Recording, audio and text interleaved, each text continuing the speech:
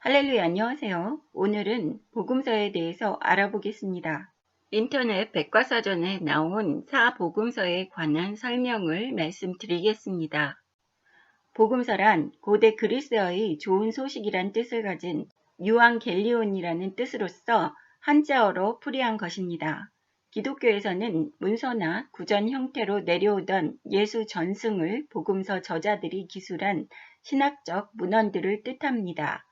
흔히 신약 성경의 마테오 복음서부터 요한 복음서까지 4가지 복음서를 일컬어서 사복음서라고 합니다. 요한 복음서를 제외한 3가지 복음서를 공관 복음서라고 구분하기도 합니다. 복음의 의미는 유앙겔리온이라는 고대 그리스어의 원래 일상생활에서 편지를 주고받거나 공고에서 마치 관용어처럼 쓰였습니다. 이 낱말은 역시 로마 시대에 교양 있는 사람들 사이에서 쓰였으며 때로는 황제의 칙령을 에반겔리움이라고 부르기도 하였으며 가스펠이라고도 불렀습니다. 성경의 신약의 사복음서는 정경으로 채택된 복음서 4개가 있는데 이를 사복음서라고 합니다. 마태복음, 마가복음, 누가복음, 요한복음 이렇게 4가지를 사복음서라고 합니다.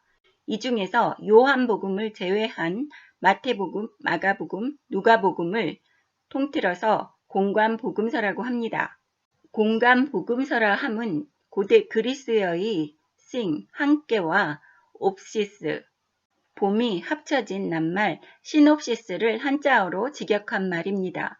구체적으로 기독교의 경전인 신약 성경에서 마태복음, 마가복음, 누가복음을 일컫습니다.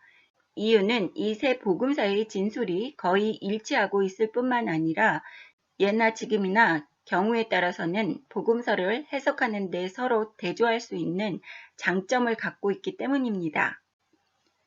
4세기 말 로마 가톨릭 교회에서 공식적으로 채택된 복음서 가운데에서 마지막인 요한복음은 내용의 독창성으로 인하여서 다른 세 복음서와는 달리 해석될 여지가 있기 때문에 일반적으로 공관 복음서에 포함하지 않고 있습니다. 19세기까지 성서학자들은 복음서가 예수의 말과 행적을 기록한 역사책으로 보았습니다. 성서학이 발전하고 편집 비평이 등장하면서 복음서 저자들이 예수 전승을 그들의 그리스도론에 맞게 독창적으로 편집한 신학 문서라고 보는 시각이 등장했습니다. 현재 성서학자들은 복음서 저자들이 예수의 말씀을 정리한 문서로 알려져 있으나 실전 여부는 알 수 없는 큐 문서를 참조했을 것으로 추정하고 있습니다. 큐라는 명칭은 출처 또는 원천을 말하는 독일어 큐벨러에서 유래했습니다. 주로 예수의 설교를 담은 어록 복음서일 것으로 봅니다. 공간 복음서 문제에 가장 널리 알려진 해법은 큐 자료가 있었다고 보는 것입니다. 그 증거 중 하나가 마태복음서입니다. 마태복음서의 산상설교는 큐 문서에서 나오는 내용입니다. 또한 복음서가 쓰이는 과정에서 저자들은 다른 복음서를 참조하거나 교회 사정에 맞게 편집, 수정하기도 했는데 이는 복음서에서 서로 비슷한 내용들이 발견되는 이유이기도 했습니다. 그 증거로 마태복음, 누가복음은 마가복음을 집필 자료로 사용해서 집필한 것입니다. 이렇게 쓰여진 사복음서는 성서 필사자들에 의해서 내용이 추가되거나 고쳐져서 세월이 지나며 내용의 차이가 더욱 심각해졌습니다. 이로 인해 복음서 저자들이 쓴 복음서와는 내용에서 차이가 날 수 있으므로 성서학자들은 사본과 원본을 비교하여 본래 원문의 내용을 찾으려고 하는 본문 비평 작업을 통해서 복음서 저자들이 쓴 복음서의 실제 내용을 알아내고자 노력하고 있습니다. 여기까지 사복음서에 대한 백과사전의 설명이었습니다. 사복음서 중에서 요한복음을 제외한 마태, 마가, 누가복음을 공관복음이라고 명칭을 합니다. 하지만 기계가 아니고서는 공관복음이라는 같은 관점에서 예수님을 바라보고 복된 말씀을 기록할 수 있는 부분이 아니라는 것입니다. 이렇게 내 제자들은 각기 다른 생각과 다른 관점이 있는 살아있는 생명체이기 때문입니다.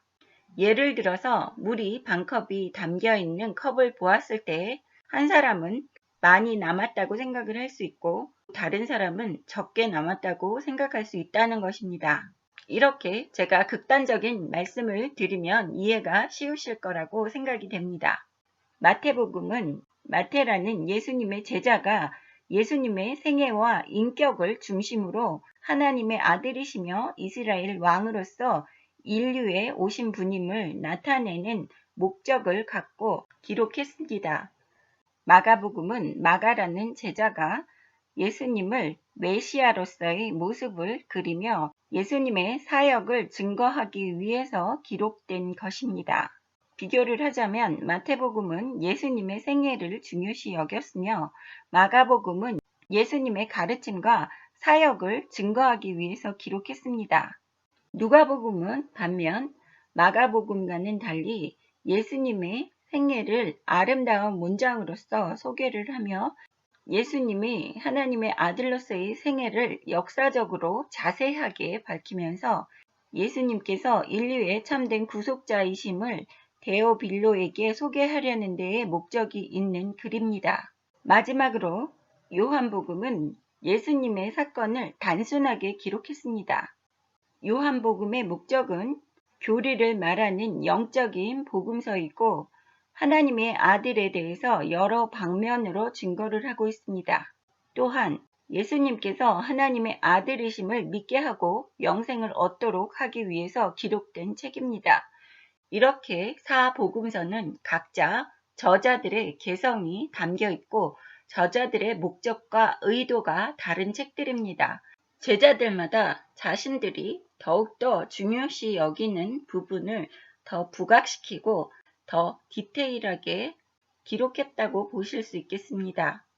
누가복음에만 세례 요한의 출생에 관한 부분이 기록되어 있고 예수님의 할례받는 내용과 33일차에 정결 의식을 행했다는 내용도 누가복음에만 기록되어 있습니다. 예수님이 12살 때에 예루살렘에 갔었다는 내용도 누가복음에만 나옵니다.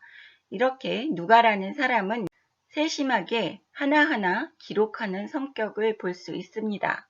또한 마태복음과 누가복음에는 예수님의 탄생에 관한 기록이 있습니다.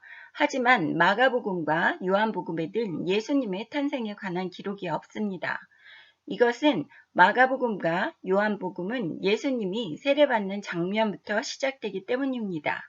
마태복음은 총 28장으로 사복음서 중에서 가장 긴 복음서입니다. 마가복음은 16장으로 사복음서 중에서 가장 장수가 적습니다.